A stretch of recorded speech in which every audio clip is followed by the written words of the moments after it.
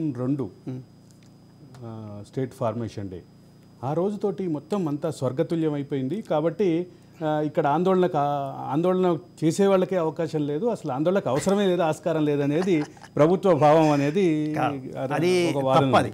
చాలా వాళ్ళు భ్రమలో వెళ్ళిపోయారు. వాళ్ళు ఎందుకంటే మాతో కలిసి పనిచేసిన ఎమ్మెల్యేలు, ఉద్యమాల్లో పనిచేసిన ఎమ్మెల్యేలు వేల కోట్లకు సంపాదించారు.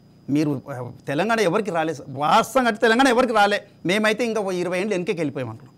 నా వద్ద కన్నా మాట్లాడితే మేము ఇంకా ఎవరికి వచ్చి చెప్పండి, ఉద్యమకారులకు ఎవరు ఏం చేశారు? ఎవ్వరు చేయలేదు. ఆయన ఏమనుకున్నారంటే ఈ గవర్నమెంట్ ఎంప్లాయీస్ ఎవరితో కొంత శాలరీ పెంచేస్తే వీళ్ళకి ఏమన్నా శాలరీ పెంచేసి వాళ్ళకు డిఏ గిఏని ఇచ్చేస్తే ఇక కళ్ళు మూసుకుంటారు, ఇక వీళ్ళే ఇక ఎంప్లాయీస్ మిగతా సంబంధ వర్గాలు ఎవరు లేరు అనే బాధలో ఆయన వెళ్ళిపోయాడు. ఎంప్లాయీస్ కేసీఆర్ ప్రభుత్వం మీద భయంకరమైన వ్యతిరేకత ఉందని అనడానికి పోస్టల్ బ్యాలెట్లో ఎక్కడ 110 మేజర్గా అంటే టీఆర్ఎస్ కాకుండా అదర్ పార్టీస్కే వచ్చినటువంటి పరిస్థితి. అది ఇంకొక సబ్జెక్ట్ అసలు. అది వేరే. కానీ వాళ్ళు తర్వాత కన్ను తెరిచారు. ఇదే కానీ ఇదే వాళ్ళు సార్ ఫస్ట్ 2014 తర్వాత కన్ను తెరిచింటే 2018 తర్వాత వచ్చేది కాదు.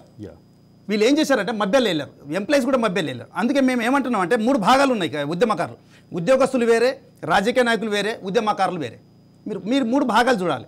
ఎందుకంటే కేసీఆర్ ఇంత లేటు అంటే ఇంకా 10 ఏళ్ళు మనం వెయిట్ చేయడానికి కారణం కొంత ఎంప్లాయీసే. అంటే ఆ భ్రమలు వెళ్ళిపోయారు. ఇప్పుడు అంటున్నారు ఎంప్లాయీస్ చాలామంది మాకు అవును అంటే ఆశ ఏదో పెడతాడు, ఏదో ఏం చేయకుండా కేసులు పెడతాడు, ఏం చేయకుండా కేసులు పెడతాడు, లేకుంటే సస్పెండ్ చేస్తారు. ఏం చేస్తారు? ఇప్పుడు కూడా వాళ్ళు ఏమన్నా ముందుకు వచ్చి ధైర్యం చేసే పరిస్థితి లేదు.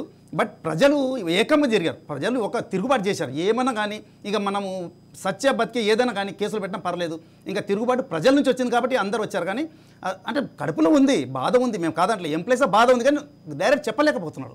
ఇప్పుడు మేము మాట్లాడతాం, మా మీద కేసులు పెడతారు, ఎస్ పెట్టండి, మాకు సిద్ధంగా ఉన్నాం. కానీ ఎంప్లాయీస్ అట్లా కాదు కదా, ఒకసారి ఉద్యోగం పోతే ఆయన రోడ్డు మీద పడతాం. అందుకని 3 భాగాలుగానే ఇచ్చి ఆయన ఓన్లీ ఎంప్లాయీస్ అనుకున్నారు, ఉద్యమకారులు పక్కకు పెట్టారు, రాజకీయ నాయకులకు గొడవ దుంకి వచ్చిన వాళ్ళకు పదవులు ఇచ్చారు.